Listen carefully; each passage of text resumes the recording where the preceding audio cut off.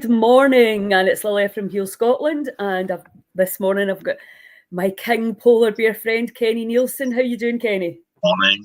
I'm good. How are you? I'm great. So, I thought we've not done a live together for ages. We used to do them a lot more regularly. And I wanted to come on. You want to take that now? I know, well, that's true. I wanted to come on and talk about the next fast because I was blown away by how many people succeeded in that last one. Considering it all came together, didn't it? Like we didn't put a huge amount of time in terms of organisation, but it was just brilliant to see the enthusiasm and also to see how many people actually managed to do the 3 days, because that is it's a big ask for a lot of people. Morning, Lorraine. It's a big fast. It's a big fast. It's just challenging, very challenging.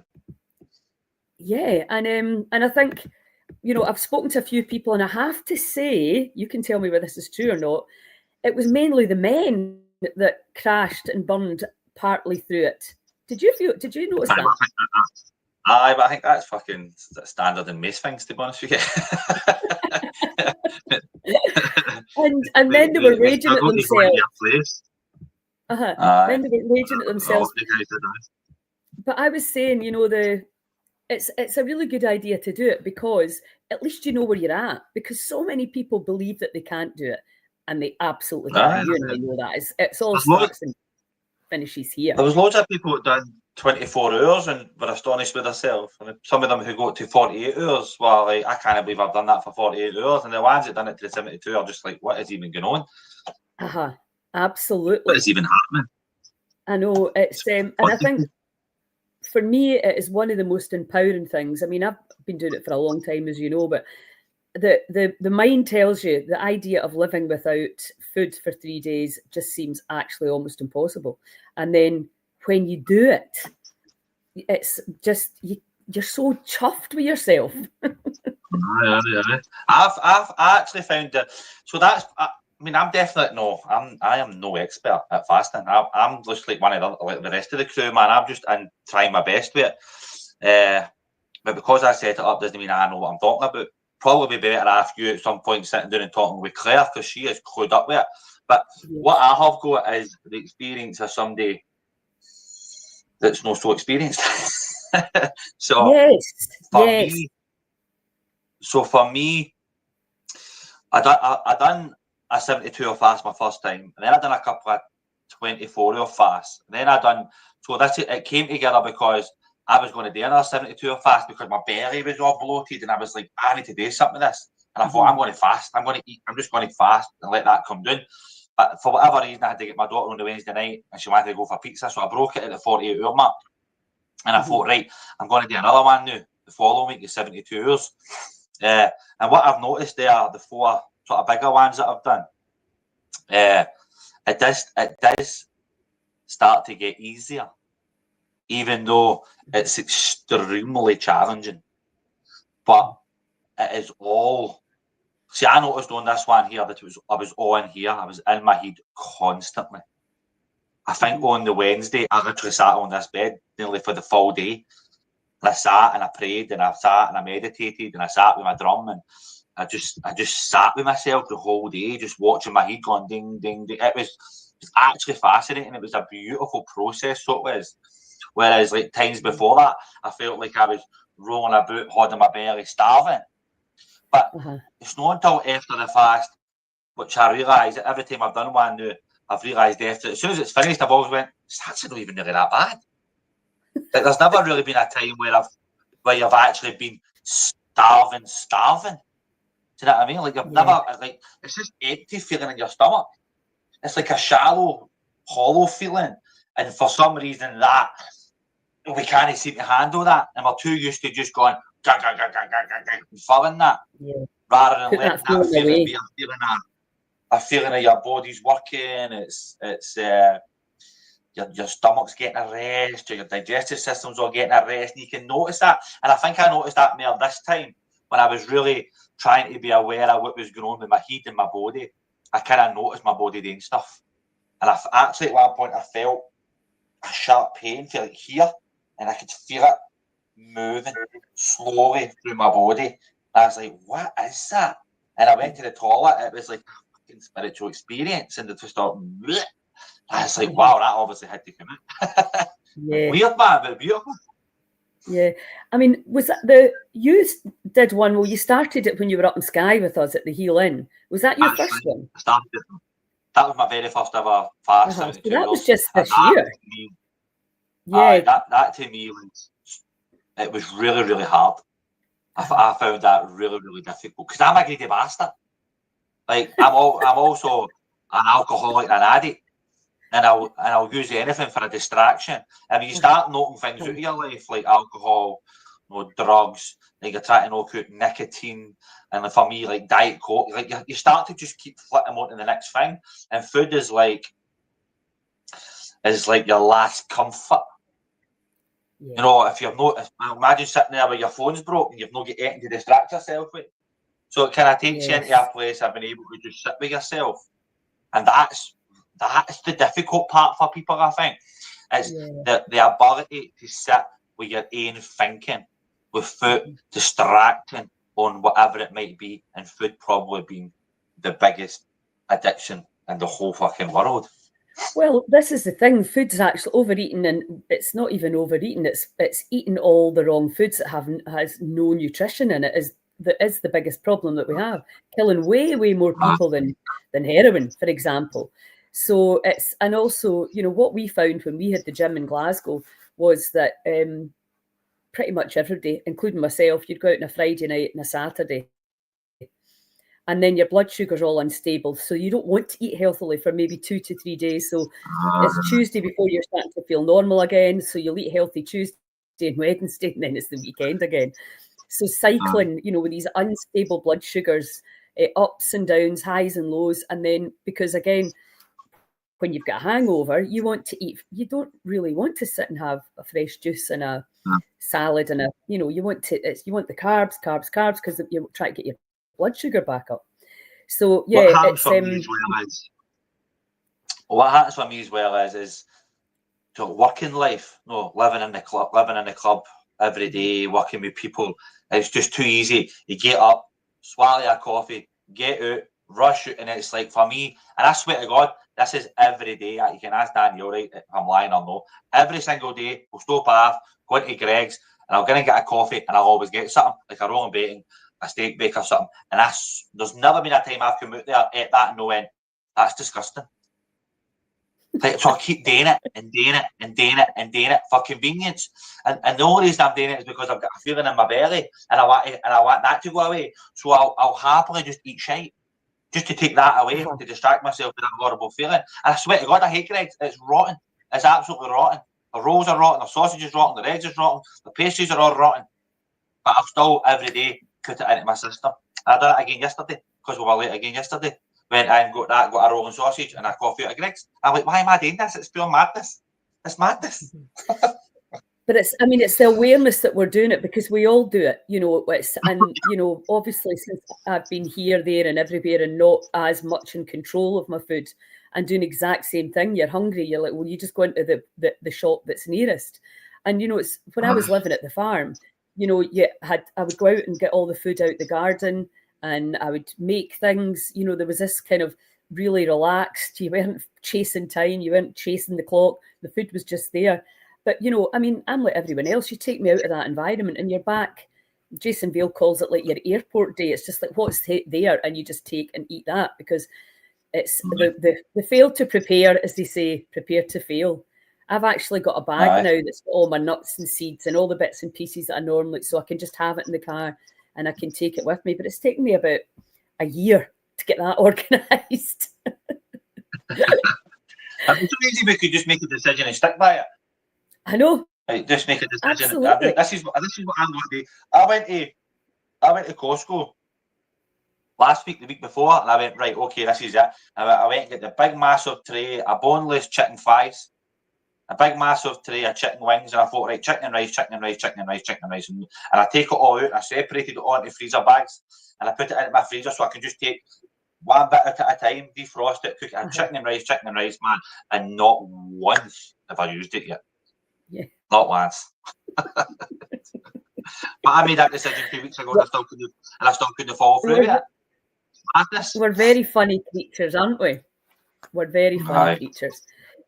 So weirdos. I think, yeah, I mean, I was actually talking it was Siobhan actually about curves and talking about intermittent fasting and the massive difference that makes to people.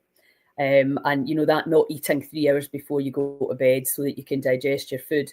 And, you know, I think the harsh reality is that we are all living in these times where everything is not perfect, you know, and you're like, you know, I'm like you, quite often away from your house, in your place of work all the time. And so that's where fasting comes into its own, because if we can fast regularly and create this sort of fasting movement where it's a normal thing to do, we are going to be so much healthier. Because, you know, it turns out a lot of it is when you eat. And, you know, Michael Mosley's got brilliant research around it. You know, even having 2 days a week with a massive calorie reduction, the 5-2, you know, that people lose weight on that. So it's the understanding of how the body works and then finding a way for you to put it into your lifestyle. And, you know, there's a thing called the FMD, fasting mimicking diet. And I did it with my friend for a week, a Monday to Friday thing. But I actually found that more stressful because you were allowed to eat, but only certain things. And it was like 4 almonds and 1. I was like, no. It's just easier for me not to eat at all. It's completely free. I'm not thinking, oh, I wish I could eat more, because the minute you start eating, you're just like, that is absolutely not enough food for me. Because I'm greedy as well. The girls used to say to me in the salon, how can you eat so much and still be so slim? But because I know how to balance my macros, I know how to not gain weight. I know how to gain weight too. I'm not saying I always stay the same weight, but it's understanding how the time of when you eat could be even more important than what you eat. Although clearly putting nutrition into the body on a daily basis is a clever idea. But until we start really having shops where you can buy brilliant, great nutrient-dense food, we just have to work with what we've got and not feel guilty and bad about it, because that whole thing about stressing, oh, and shouldn't eat that just makes the whole thing worse. You've eaten it. Move on. Look forward. You know, make a better plan for the next day. You know, hi Susan, hi Amanda. Yeah, so we're starting the next one on Sunday, the 7th of December, which for a lot of people I know that be out doing all the Christmas parties, they might not be interested, but you don't have to do the 72 hours. You can join in, you can do 12, you can do 24, you can do however many you want. And if you've never done a fast before, what I would say is that it's really good to try. Just to try even 24 hours. Don't put 72 if you've never done one before, and just see how you go. Because very often you'll realise, you know, maybe you will go, I need to eat. And then you realise the minute you've eaten that you didn't actually need to eat. You just wanted to. So you learn a lot about yourself, as you do with meditation. It's just about the learning and the understanding. When we go from burning glucose to ketones, we start actually using fat as our primary fuel source. So when the body starts utilizing the fats are where the toxins are stored. You know, if it's excess weight, if it's excess toxicity, and it doesn't matter whether you're fat or slim, it's got nothing to do with that. It's getting rid of what the body no longer needs. It will start to burn up, a bit like a Hoover, start to just get into the corners and get rid of all the garbage, as I like to call it. But what I'm going to do, and I spoke to you about this before, so I measured my ketones the last time and I got to 1.5, which in 3 days is not that deep ketosis, but it's ketosis, right? But this time I'm going to do the olive oil one on day 1. Okay. So, because I want to see what level of ketosis I can get into in day 1. And I can share the information if anybody else is wanting to try it. I wouldn't recommend you do this if you've never fasted before, or if you've got your gallbladder removed, or if you've got some of your digestive organs removed, which a lot of people have. So you would need to, I'm not going to teach it. I'm just going, because I've never done it myself before. So I want to try it and just see, and I'll be measuring my ketones, and it's something that we can discuss afterwards, whether it's... and this is when you're going to take, what, 2 teaspoons of olive oil? 2 to 2 tablespoons of olive oil. It has to be a good quality olive oil, which I need to source. And then you get some MCT oil. And MCT oil is just, if anybody's ever done the ketogenic diet, they'll know what that is. It's triple triglyceride. So it's coconut. It's taken from the coconut, and it just puts your fat levels way up. So not only are you fasting, which will, over a period of time, 24 to 48 hours, put you into ketosis anyway, even just on water or in a dry fast. But apparently what this does with the oil is it helps you drop into that deep fat burning state faster. And Right, so okay. I like to try all these things in my own body first before I, pass them on to anybody else. I like to do all these things myself. I know that you would probably be up for trying it if you were. I've got to just try it, just for the sake of trying it, definitely. Yeah, and I've got the Keto Mojo because that tells you whether you're actually in deep ketosis. Because another thing that's really important to point out is that what might put you into ketosis might not put me into ketosis, because my carbohydrate tolerance could be, I've got a very low carbohydrate intolerance, whereas younger people have a higher, usually, not always nowadays, but it used to be. And certainly post-menopause, you can have a much lower carbohydrate tolerance. So getting into ketosis, you have to take a lot more out. And then to maintain that state, make sure that you're not eating too much protein or carbohydrates. You need to measure it. Mm-hmm. And you can tell by how you feel, right? You feel good, you feel alert, you feel like, motivated. You're probably in ketosis. But because we like tests and we're learning so much about our own bodies, it can be really helpful to be able to measure that. So I think the Keto Mojo's, I think it's about 60 quid. So if you're really serious, and then you just get the strips, and then, I mean, I don't use it. Initially when I got it, I was checking everything all the time, right? And then you get bored, and then you're like, right, I only really now need to know exactly how the level of ketosis that I am in. There's Katie. Lucas fluctuated quite a lot through it. Yeah, I've been following that, Katie. Yeah, that's really interesting. I'm very, very intrigued to see how that works out. Yeah, so why would you fast? Because I think it is a free, powerful way to heal, right? You can do intermittent fasting, no food after 7, 8 o'clock at night, depending on when you go to bed, so that all the food's digested. And then you go into the circadian rhythm, and the body during the night starts to detox, restore, and repair all the organs. If you're not sleeping, that process cannot happen. And the healing hormones flood in between 10 and 2. So it's a great idea to get to your bed early without a device.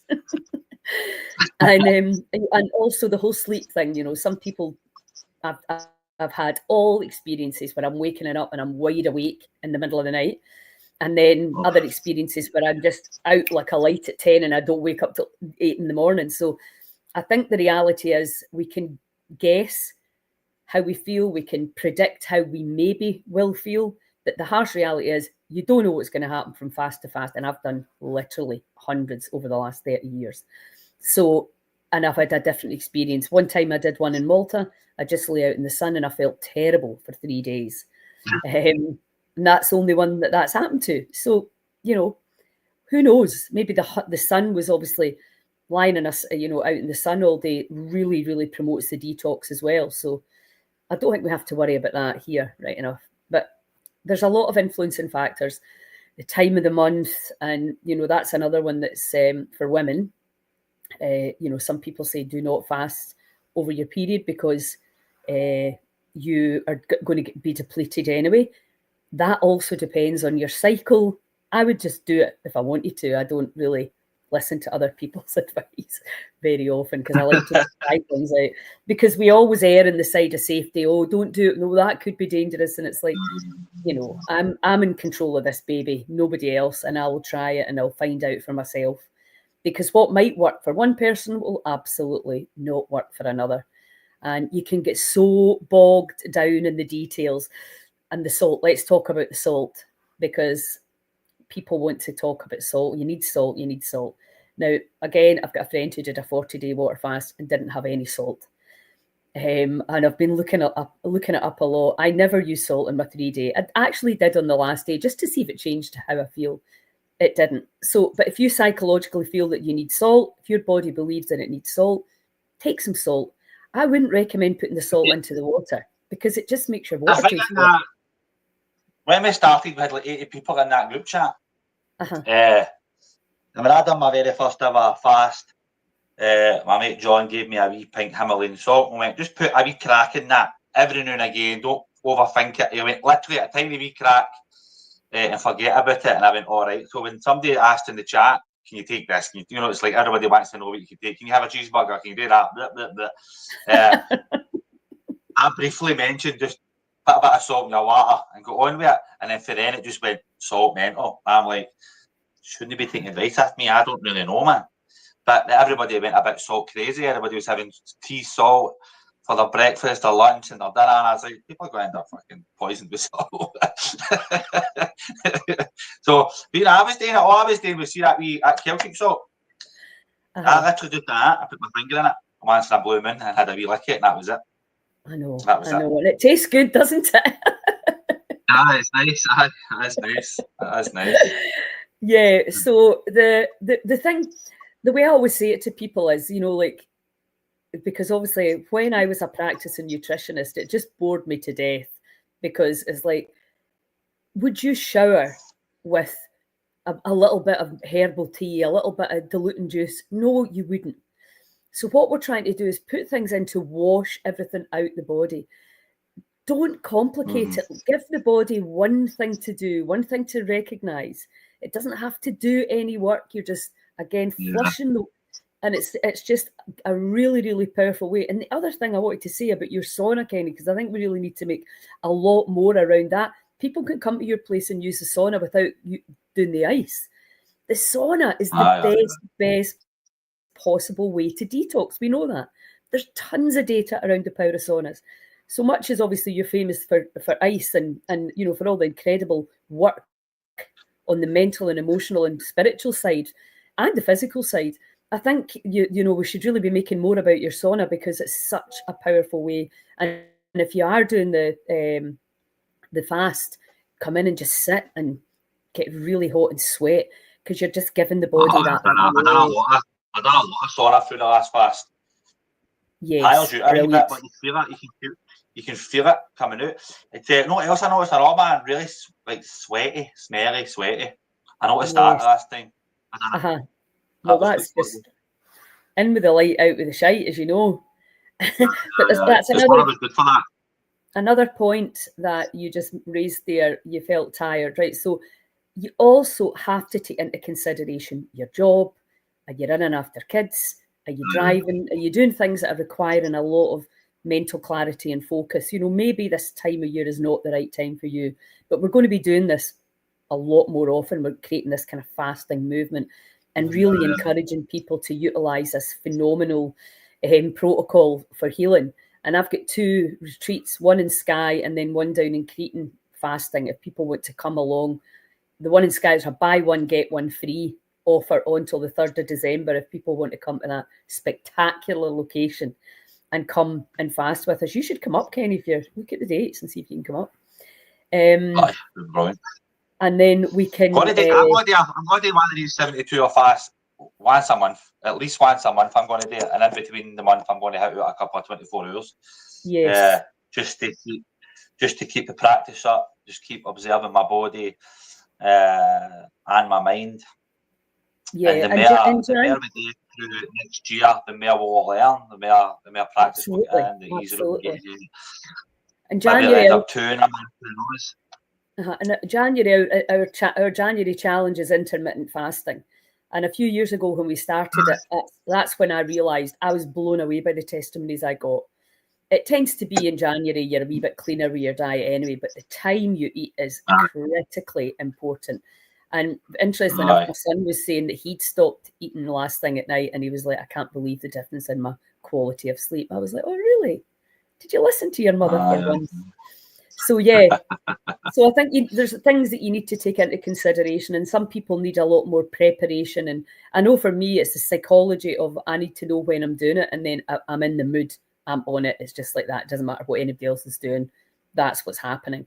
So, and I think with all the digestive issues, so many people suffering from digestive issues, from IBS, Crohn's, colitis, bloating, parasites, because what's brilliant about the sauna and the fast is it will take care of all of that. So instead of thinking, what am I going to take? How am I going to do my parasite cleanse? Well, the body, when we give it the space and the time, will literally do it all by itself. So, and that's what's so empowering, because you're like, you don't need to know anything. You don't need to be an expert. Anybody can actually do this. The other question we get asked a lot is medications. And clearly there's some medications that it could be counterproductive to. So the best thing to do is just to get in touch with me, and I'll let you know. And supplements, again, I just would not take anything for the 3 days. Give the body the complete rest to let it recalibrate. Just, it's only 3 days. Nothing's going to happen. So, and obviously we know that's when the healing happens. Your nervous system, your hormonal system will start to balance. Your microbiome will start to balance. The body is so genius. It's so intelligent, and it's us that torment it to death. And fasting, John, did you see the live with John yesterday? He's just out that. He's just out that Vipassana. I knew he was about to do that. Is it how many days are silence? 10 days. 10 days at 10 hours of meditation a day. He says, tell Kenny, you've got to do it. He's telling me, clear your diary next week and get on it. I was like, no, not right now, but I definitely will do it at some point. But we're looking at 10 days, but I'm not getting today. I know, that's right. You need to plan it next year. Start the club down and steal my wins. Aye, I know, exactly. I'll get somebody to help out with that. I'm sure you could. But anyway, we're looking at ways of bringing some of that ancient wisdom to Scotland as well. I mean, John's really had an incredible experience. So, we need to find ways. Most people are in your position that we're talking to and talking about. It's like, the reality is you're juggling a lot of balls. So we need to work out, well, how can we do this? What's the easiest way? And fasting's one of them. You don't need to buy anything. So anybody can do it. It's totally inclusive. It's free. And then it comes to this. So let's talk about the emotional side of fasting. So what will happen, obviously, is your body, well, first of all, you'll come up with every excuse under the sun why you shouldn't do it. Because people like to go, but can I do it with this? Yes. But what about this? Yes. Yep, you can still do it. Because people want that somebody in power to tell them, no, that's too dangerous. Don't you do that. And I'm not saying if you've got major health issues, for sure, take advice. I'm happy to give out the advice if I think it would, 3 days is too much to start with. You just start with the 24 hours. Then the mind comes in and starts, like say, we eat. Even you saying that, people will instantly go and latch onto that and go, well, I bet I'll just start with the 24 hours. Because now that's been said, it's sit there, and there's going to be so many people going to go, right, all right, I'm going to do the 24 hours, which is fair enough. Because if it was somebody that's maybe never going to do it, then at least hopefully they'll try it, which is still good though.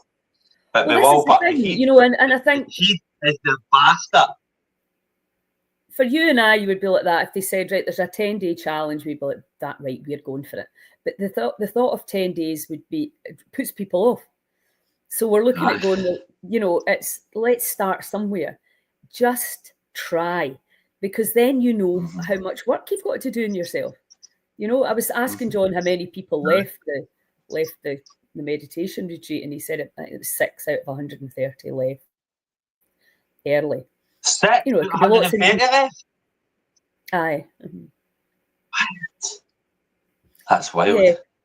And no, it's but this is the reality, because we believe they're terrified us of our own body. We're terrified of our own bodies. We're terrified of our own abilities. And that's when I've run the fasting retreats, I would say 98% of the people at the end say it was way easier than I thought. It's this that tells you how difficult it's going to be. And if you've always had issues with food, which a lot of people have had, sugar addiction's huge. I met somebody yesterday and they said, I cannot believe they did 2 days and they said, my sugar addiction, I've just not eaten any sugar since.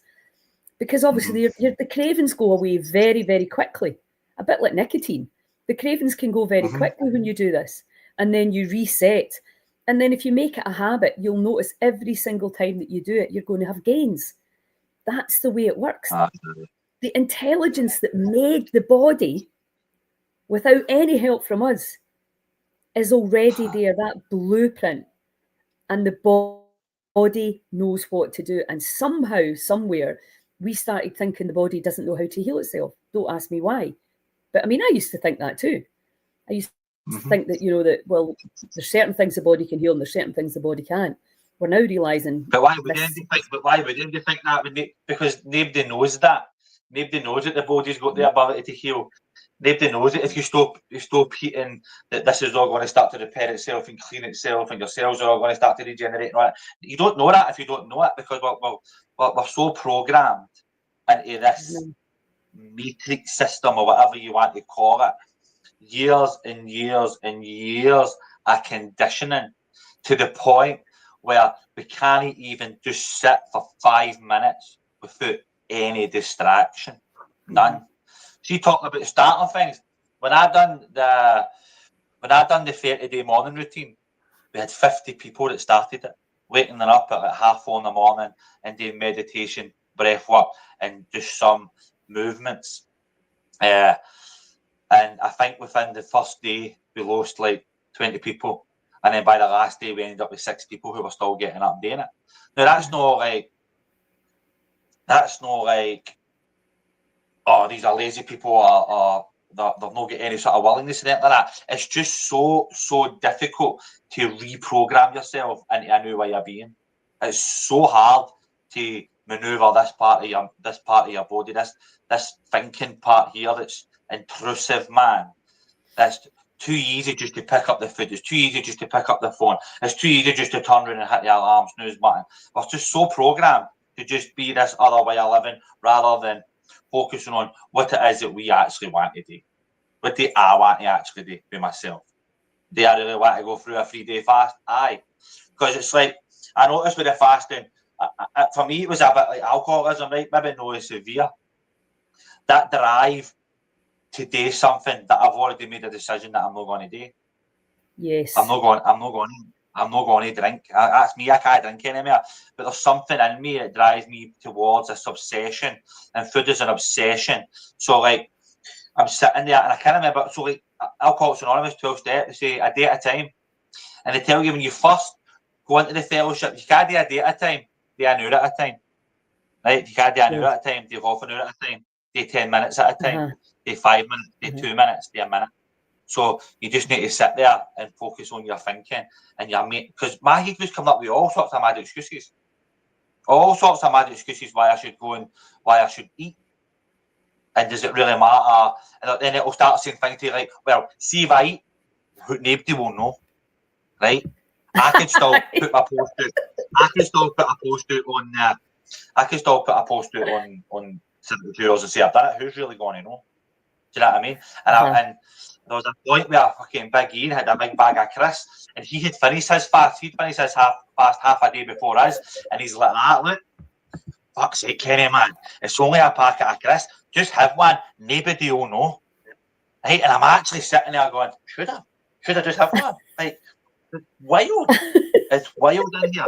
But we're so programmed not to listen to ourselves, and that's what I think, because I don't know the science behind fasting. I just don't know it, right? But I know after I've done it, I felt good. And I know during it, something was happening. And every time I've done it, I've always felt better. And every time I've done it, I've always had more awareness of myself. So the more I do it, the better I get. The more I moan at myself for eating shite. The more I moan at myself for going to Greg's and eating one of the horrible things.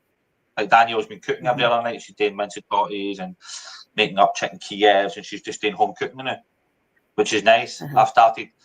Here's another thing, Holly's got something wrong with her digestive system. So now I'll start to cook better for her. She needs certain foods. She's we don't actually know what that is yet. But There's something going on there. So everything is awareness. Mm-hmm. But awareness can be a bastard, when you're aware you're still doing the right thing. I'm aware I'm eating this thing, but at least I'm aware of it. Awareness is the first step. Awareness can be a bastard.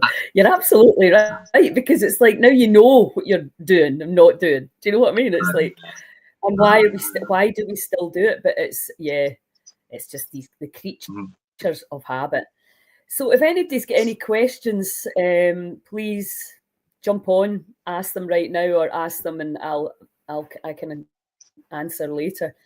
So we're going to be at the clubs this Sunday the 7th. Is that it? We're going out for dinner. Is that what you said? Sunday the 7th, we've got it's like a Christmas night out. We're going to go to, what's it called? I can't remember what it's called now. It's a wee Indian restaurant next to the club. It's a beautiful restaurant. It's got a fully alcohol-free bar. So you can get an alcohol-free pint. You can even get an alcohol-free half if you want. But I don't know why I want one of them. There's a good few years going. So it'll be good to just go there. I think Claire maybe saying that we shouldn't be doing that. We should be eating better and stuff like that. But she can moan about that when you talk to her on your podcast. We're going to go there, have the last meal there, and then that's where I'll be starting for the 7 p.m. on the 7th. 7/7/12. Aye. Cool. Right, I know, because the last time some people had started on the Monday, and I was like, I wish I'd started on the Monday. I know, that's what I was saying. Well, man's started on like the Monday night. Because we started, I think we started at like 2 o'clock or something, wasn't it? 1 o'clock or something. And then you had that whole day to think about it. Whereas if you'd done it the night before you went to have your dinner, then you're not going to be hungry the rest of that night. Then you're sleeping all night, and then the next day you're already body pinning it, and you're at that point, man. Yeah. That's the plan. The plan of attack right there. And because what was great the last time, obviously, was doing that breath work on the Thursday night. I mean, most of us weren't breaking our fast till the Friday, so it was brilliant. That was a brilliant night at the club where we're just all like fasting and totally like high as kites. Yeah, so some of the breath work experiences were wild with the ones that were fasting. Wild. I mean, that's actually one of the reasons I started running fasting retreats, was to get that result from the breath work. I love it. Oh, crazy. Absolutely love it. Crazy, man. I know. I actually been doing it on the Wednesday night. Was it whatever night it was, right in the middle of the fast, and I was sitting in a motor, we were talking to each other, and we'd done a wee bit of breath work, and I mean 10 deep breaths, me and him each. It wasn't just 10 deep breaths into the belly, up into the heart, let it go. By the time I'd done the 10th breath and done a wee breath hold, I sank into my chair and I couldn't move. I was like, that is wild. It was unbelievable, just with 10 breaths, what the fast had done. So I liked that. I enjoyed that with the Thursday night breath work. It was good.